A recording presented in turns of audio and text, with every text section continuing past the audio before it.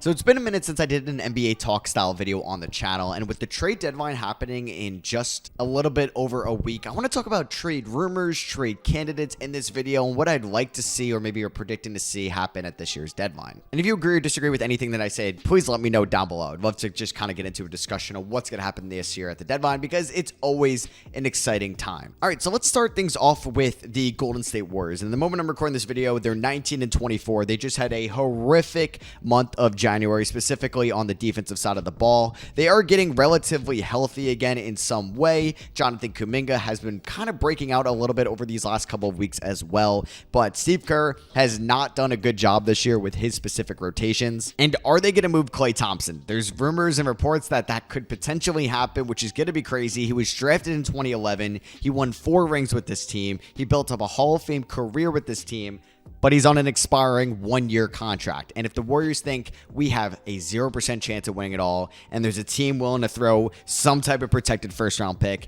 or some young player that could be in our future plans at us, I think they have to take it. Mike Dunleavy would have to have some balls to do so because I don't think Bob Myers would have ever traded away Klay Thompson. But if Klay's like, you know what, I'm even leaving free agency, maybe he's going to find a team that actually wants to pay him $60, $80 million guaranteed over 2 or 3 to 4 more years for the rest of his career, then I could see them moving on from him. Now, would it be a team like Philadelphia? I threw out Orlando on Bleacher Report stream the other day thinking that would be an interesting team because Orlando could definitely match some salary there and they could throw in like a Markelle Fultz or maybe a protected first-round pick. That would be interesting to Golden State, and that would obviously sell some tickets for Orlando, and they do need floor spacing like that as well. I just feel like that at the end of the day could be more of a 2K trade than a realistic trade. I'm sure Golden State would love to move Andrew Wiggins, but who's taking on that contract? The only way they could probably get rid of it if they attach Jonathan Kuminga to it, and the way he's playing, that would be foolish of them. So it's probably a possibility that Chris Paul could get moved as well. And I don't think that this Golden State Warriors team can win the NBA Finals. Obviously, the playoffs is just a brand new season, so as long as they get in, they could probably match up with everybody, but I think they have to figure out what they need to do. I would probably think about moving Klay if you can get some future pieces. Obviously, it's easier said than done, and I'm not the one moving Klay, and I got to sell that to the fan base, but Golden State is definitely going to be an interesting team to follow along with at the deadline. Now, a team that should be sellers, just flat-out sellers, they shouldn't really add at all, are the Chicago Bulls, who are 22-25 here on Monday night. They've actually been playing pretty well as of late. They are the 19th in the Eastern Conference, and there's still a solid chance they end up as a play-in tournament team this year. Do I think that they make it out of the play-in tournament? No, but hey, they could win a game or two in there. You never know. Maybe they will surprise me. But if you get an offer for DeMar DeRozan, you take it. You do not re-sign him in the offseason. Your team is heading in a different direction. Do not stay or settle for that 7 to 10 seed purgatory that you've been in the last couple of years. So yeah, if you can get any type of first round pick, similar to Klay Thompson with the Warriors, any protected first round pick, even if it's multiple seconds and a young player with potential, you take it. You trade away DeMar DeRozan. I'm sure they've tried to trade away Zach LaVine. They just really can't find anybody to give them good enough value that they thought they would get for him when those rumors kind of became public that LaVine's camp in Chicago are open to a deal, getting him out of Chicago. So yeah, I would still look to move Zach LaVine. Alex Caruso's good, man. He's arguably been the best Bull this season, but if you're getting 2 first-round picks for Alex Caruso, that's really tough to turn down because in 2 years from now, when he's a free agent, that's when you may be somewhat competitive again, and maybe it's in 2 years. That's a maybe. That's if you hit on your draft picks, that if you maybe find a diamond in the rough, I would just move on from him. Get your first-round picks. And I know not every team wants to tank, but I would do so for Caruso because I think his ceiling with you as like him as like your top 3 option is very low. And what's that going to get you? Is it worth keeping Caruso if he's going to help you to the 7th seed next year? Maybe, but I'd rather just kind of go in a different direction, a full youth movement there in Chicago. So I would move LaVine. I would move DeRozan. I would probably move Caruso if there's a right offer on the table. I mean, if some team wants to go after Nikola Vucevic, I would think about that just so you can get off of that future salary. And you're basically just doing what Orlando did in 2021, and it's ironic because Chicago helped Orlando by taking on Vucevic from that team. I won't go into the trade. I'm sorry, Bulls fans. But yeah, I think Chicago should move those guys. Any other veterans they can get rid of. Let's see a lot of Kobe White, a lot of Patrick Williams, some Dalen Terry, some Ayo Dosunmu for the rest of the season. Oh, the Lakers, man. They're 24-23. They're the 19th in the Western Conference. I mean, they're in a better position this year than they were last year, and they still have some good pieces. I still think that they will make the playoffs. LeBron is still playing at a really good level. I mean, we say this every year. How is he doing this? I don't know. And they have tradable contracts as well. You can move Rui Hachimura. You can move D'Angelo Russell. If there's an offer on the table, you could move Austin Reeves. I don't know if anybody wants to take on Jared Vanderbilt, but you have his contract as well. Gabe Vincent has $11 million you can match, and I think they are willing to give up their 2029 first. So if there's an offer on the table where you can acquire a DeJounte Murray, I would do so. DeJounte Murray's defense has taken a step back this year, but he's still a good offensive player. And if the Lakers can hide that, I think you go for it, especially if you could just flip D'Lo into Murray, who I think could be a little bit more efficient for you and a little bit more consistent. D'Lo is actually having a pretty good season, though. That's why I'll say if like the Knicks could, if they're a third team involved and like the Hawks didn't want D'Lo, I would trade Evan Fournier in a couple seconds for D'Lo in a heart. And I'm not even a D'Angelo Russell guy at all. But it's going to be interesting to see what the Lakers end up doing. Do they want to add another big? Potentially. Cam Reddish just got hurt as well. So they're going to be active at the deadline. I would probably, if I were them, just a low-cost move. Like, if you can move D'Lo, I would do it. If you can move Hachimura, I would do it to get somebody that's a little bit higher in value. I would not give up that 2029 first-round pick. You gave up that 27 first-round pick in the Russell Westbrook trade. Don't give up another future first-round pick. Like, who knows where AD is going to be then? Obviously, LeBron is going to be retired by then, but I mean, who knows at this point? Another team that I think can be pretty active at the deadline are my New York Knicks. Just briefly mentioned them a little bit ago. They do have that Evan Fournier contract that has a team option next year, so can be looked at as an expiring around $17-18 million.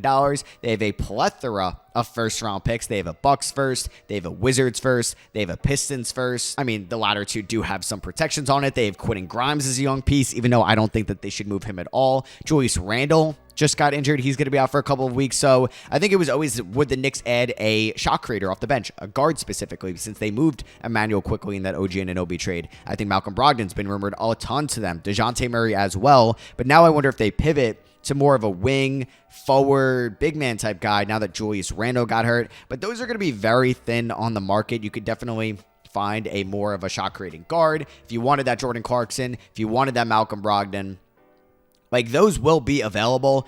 To try to find somebody to replace Julius Randle is going to be tough unless you think you can run some big man lineups with two non-shooters in the front court, because Hartenstein isn't a shooter. Precious Achiuwa is not a shooter.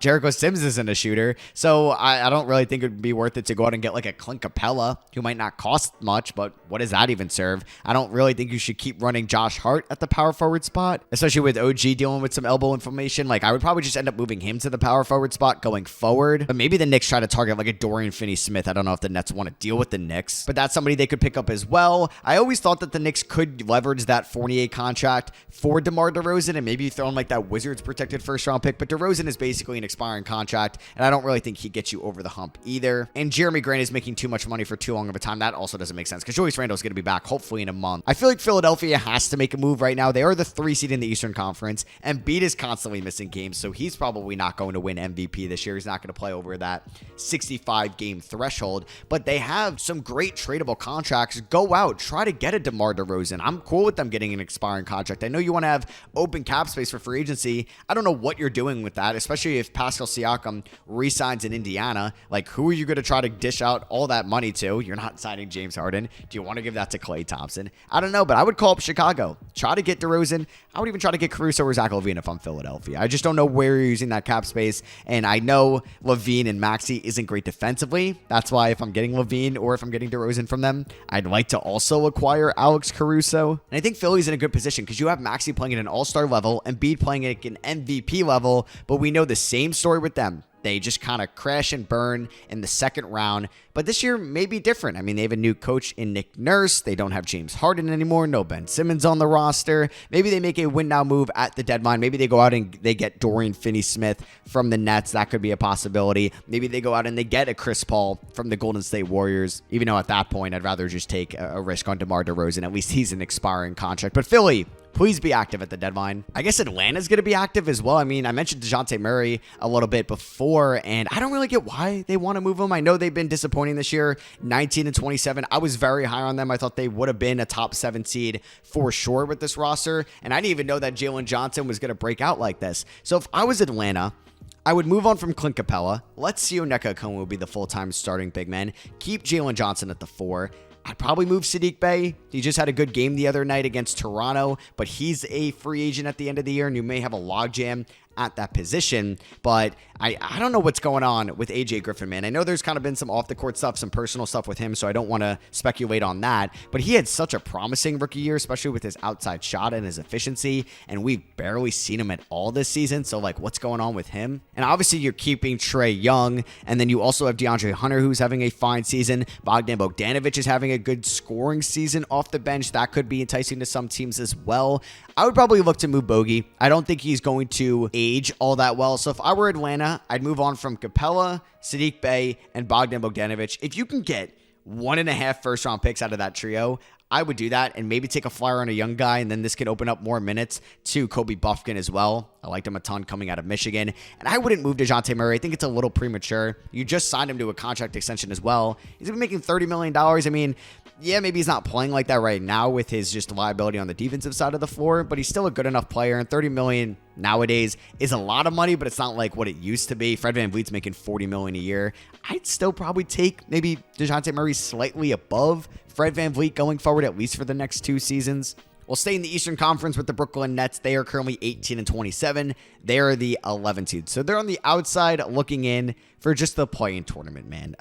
And they don't own their first-round pick this year, and there's a swap, and then they don't own it. Man, that James Harden trade from 2021, they're really regretting that since it didn't work out for them. Now, they do have some picks going forward from Phoenix, from the KD trade, from Dallas, from the Kyrie Irving trade, from Philly, from the Harden trade. They do have some draft picks. They have some young talent. I like Bridges. I like Claxton. I like Cam Johnson. Cam Thomas is fine.